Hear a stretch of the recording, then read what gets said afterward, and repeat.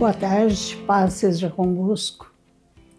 Neste momento nós estamos dando início ao pré-encontro, mas antes eu gostaria de dizer a todos vocês que participarão do encontro, os encontristas, que sejam bem-vindos ao nosso meio. Eu creio que grandes coisas o Senhor fará no meio de nós e creio também que para vocês vai ser um marco, vai ser um divisor de água na vida de cada um. Prepara o teu coração. Não venha armado, não venha dizendo o que vai acontecer. Não pergunte nada. Simplesmente aceite o convite do Senhor. Porque quem trouxe vocês até este local, nesse período de tempo, foi pessoas que ouviram a voz de Deus. Pessoas que trabalharam, que oraram, que jejuaram, que confortaram vocês, para que vocês estivessem presentes nesse tempo. E nós desejamos a todos vocês um encontro tremendo com Deus, algo sobrenatural na vida de cada um. Porque o encontro faz divisor de água. Deixa o teu coração aberto. Não chega lá com ele fechado, mas deixa ele aberto. E a nossa primeira palestra hoje do pré-encontro, nós vamos falar sobre o pecado e as suas consequências. Porque ao criar o universo, Deus fez debaixo de princípios espirituais, eternos e regido por Ele. Quando nós pecamos, nós temos consequência do nosso pecado. Não que Deus não nos perdoa, mas é que nós ficamos registrados, perdoados por Deus, mas existe um registro e vem as consequências. Então, o que Deus faz? Ele se distancia de nós. O pecado nos separa de Deus, separa de toda a harmonia celestial e nós acabamos ficando sozinhos. E então, tudo que existe de fronteira, tudo que faz nós estarmos a Deus, ao mesmo tempo, nós estamos fora, porque o pecado nos separou de Deus. Então, agora nós temos que entender que o pecado, ele tem consequência. Tanto que Paulo diz assim, que no plano real de Deus, todo homem pecou. Toda a humanidade pecou. Não foi só Adão. Adão pecou, mas todos nós pecamos junto com ele. Junto com Adão. E nós temos agora que nos arrepender para que esse propósito de Deus na nossa vida e a graça de Deus volte sobre nós. Porque todo pecado, nós saímos debaixo da graça de Deus.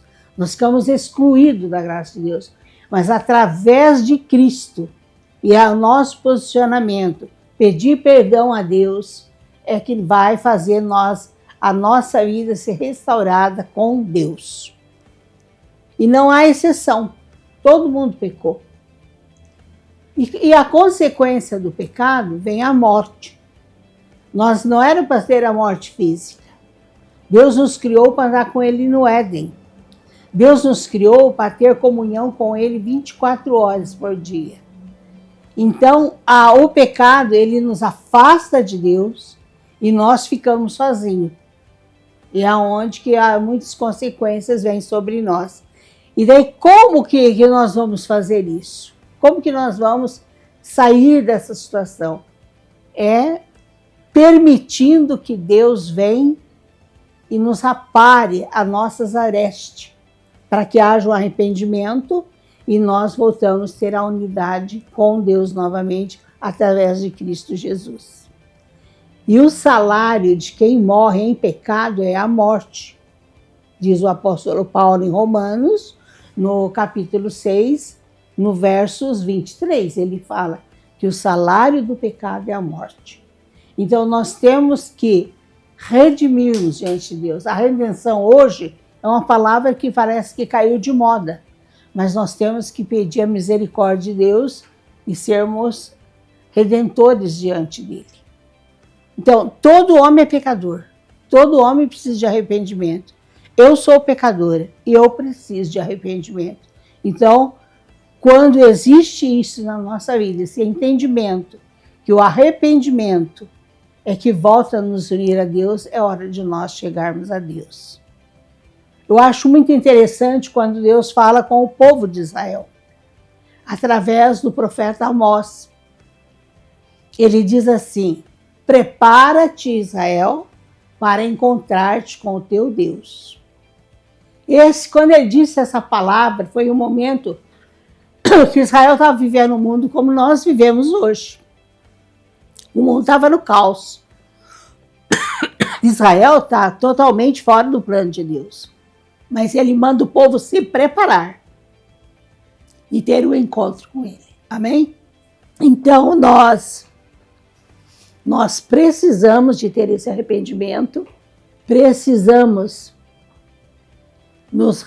voltarmos nossos olhares a Deus e compreender que tudo no mundo natural tem origem no mundo espiritual. Como entrou o pecado no mundo, através da quebra de princípios divinos, de renúncia ao governo de Deus. Queridos, quando nós começamos a nos separar de Deus, a primeira coisa que acontece conosco é que nós renunciamos ao governo de Deus. O pecado, ele não quer estar debaixo do governo de Deus. Por isso, abriu uma brecha que o pecado reinasse através do fruto, deste fruto. Agora estamos diante da glória de Deus. E este pecado chama-se rebelião e insubmissão. É muito sério isso na nossa vida. Então, quando eu e você temos um encontro com Deus, a primeira coisa que Deus faz para nós é restituir a graça dele. Restituir a graça dele para nós, para que nós voltamos a estar novamente ligados com Deus. Quando eu estou em rebelião, não existe ligação entre eu e Deus.